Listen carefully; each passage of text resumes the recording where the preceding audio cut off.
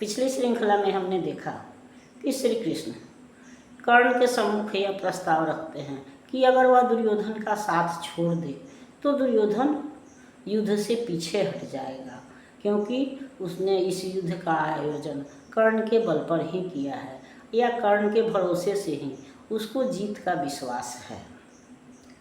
तो अगर कर्ण उसका साथ छोड़ देगा तो यह युद्ध रुक जाएगा और तो मानवता का कल्याण होगा, भीषण रक्तपात बच जाएगा और जो हस्तिनापुर का राज्य पांडवों को प्राप्त होगा वह मैं तुमको यानी कर्ण तुमको दे दूंगा, क्योंकि तुम कुंती के ज्येष्ठ पुत्र हो। इसलिए तुम दुर्योधन का साथ छोड़ करके पांडवों के साथ आ जाओ, जिससे कि मानवता का भी कल्याण होगा, विश्व में शांति होगी, भीषण रक्तपात रुक जाएगा।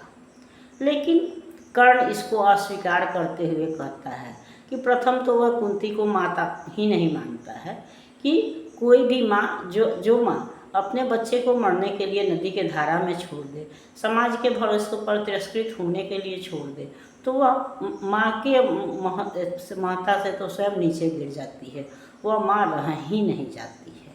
और दूसरे माँ तो वह राधा को मानता है, लेकिन वह कहता है कि यह ठीक है कि कुंती ने मुझको जन्म दिया, राधा ने मुझको ममता प्रदान की, मेरे संपूर्ण दुखों को दूर किया, लेकिन जो एक सम्मानित जीवन जो होता है, वो जो सही जीवन होता है, आदरपूर्ण जो स्थान होता है समाज में मनुष्य का, वह स्थान मुझे दुर्योधन ने दिलाया।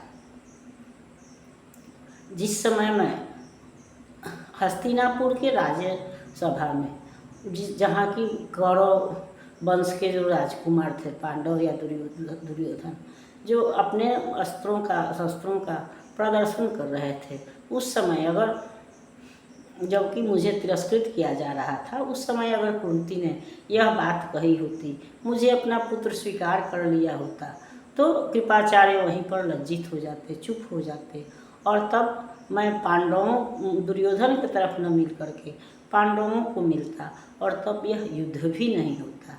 लेकिन अब तो वह समय बीत चुका है, कुंती ने मुझको उस समय स्वीकार नहीं किया, तो अब तो युद्ध की अंतिम घड़ी आ गई है। अब मैं दुर्योधन का साथ नहीं छोड़ सकता, क्योंकि मैं दुर्योधन का साथ छोड़ूंगा तो लोग मुझे लोभी, लालची और कृतघ्न कहेंगे, और अर्जुन भी इस कलंक से वंचित नहीं होगा, बल्कि लोग कहेंगे कि युद्ध निकट आया तो युद्ध से डर करके उसने एक अनोखा रिश्ता जोड़ लिया।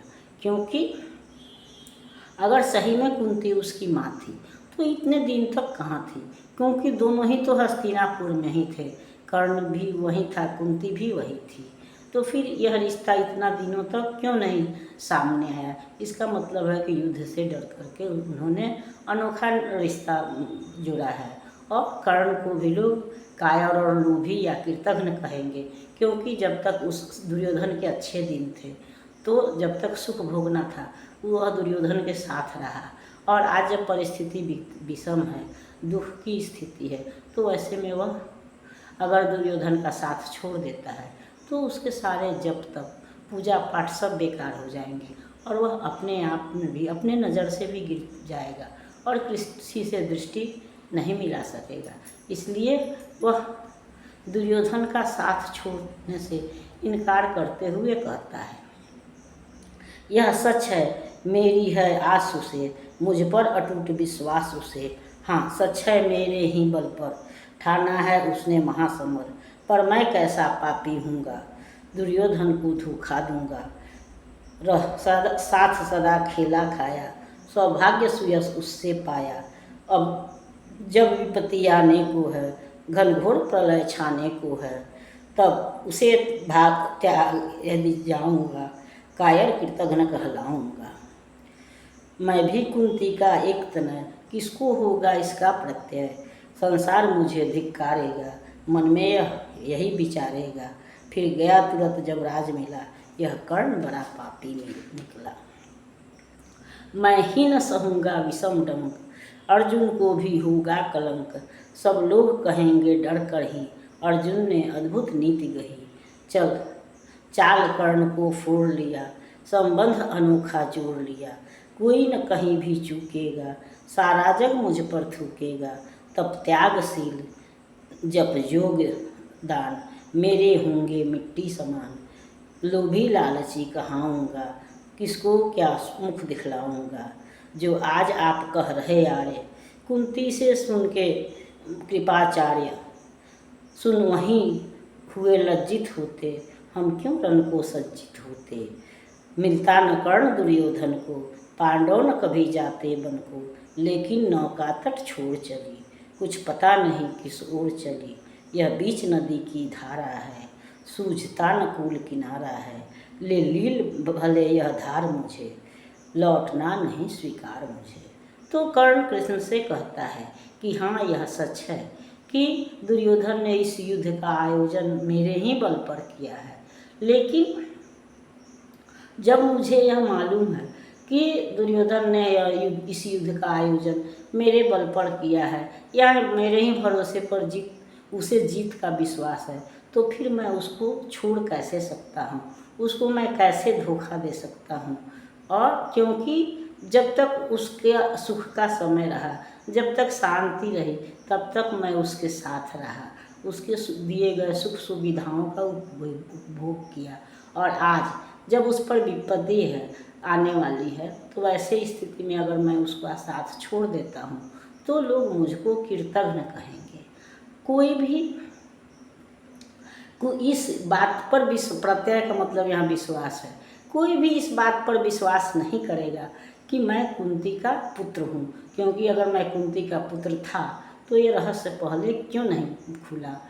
कोई भी कहेगा कि जब सामने युद्ध की स्थिति आई तो कर्ण जो है वो राज्य के लोभ में पांडवों से मिल गया, और अर्जुन भी बदनाम होगा। लोग कहेंगे कि युद्ध के डर से अर्जुन ने यह नया रिश्ता जोड़ लिया। तो इस तरह से हम दोनों ही बदनाम होंगे। अब तो अंतिम स्थिति है। अगर यही काम पहले हुआ रहता, जिस दिन वही रंगभूमि में जबकि राजकुमार अपने कलाओं का प्रदर्शन कर रहे थे, उस समय अगर कुंती ने मुझको स्वीकार लिया होता, मुझको पहचान लिया होता, तो उसी समय कृपाचार्य चुप हो जाते, लज्जित होते, और मैं भी तब दुर्योधन को नहीं मिल करके पांडवों को मिला होता, कुंती को मिला होता, और तब तो इस युद्ध का आयोजन ही नहीं होता। लेकिन अब तो समय बीत चुका है, अब मैं इससे पीछे नहीं हट सकता। क्योंकि जब मैंने दुर्योधन के दिए हुए सुख सुविधाओं का उपयोग किया है, तो अब जब उस पर विपदा आई हुई है तो मेरे लिए उसका साथ देना आवश्यक है, वरना मैं कृतघ्न कहाऊँगा, लोभी लालची कायर कहलाऊँगा, और मैं कहीं भी मुँह दिखाने लायक नहीं रहूँगा। अपने नज़र में भी मैं गिर जाऊँगा। इसलिए मैं दुर्योधन का साथ नहीं छोड़ सकता।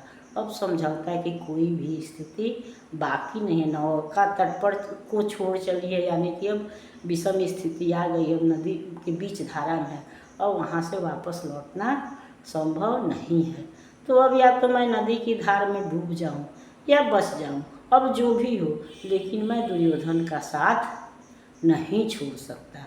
अब मुझे वही बात है कि अब मुझे न तो युधिष्ठिर का बड़ा भाई बनने का शौक़ है, न सर्वश्रेष्ठ राजा बनने का शौक़ है, बल्कि अब तो मेरी एकमात्र इच्छा है कि यह युद्ध हो और मैं दुर्योधन के तरफ से युद्ध लड़ूं, उसका साथ दूं। साथ देते हुए या तो विजय मिले या मृत्यु मिले।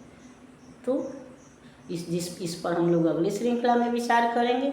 तब तक यह श्रृंखला पसंद आती है तो इसको लाइक कीजिए, सब्सक्राइब कीजिए। मिलते हैं अगली श्रृंखला में, तब तक के लिए धन्यवाद।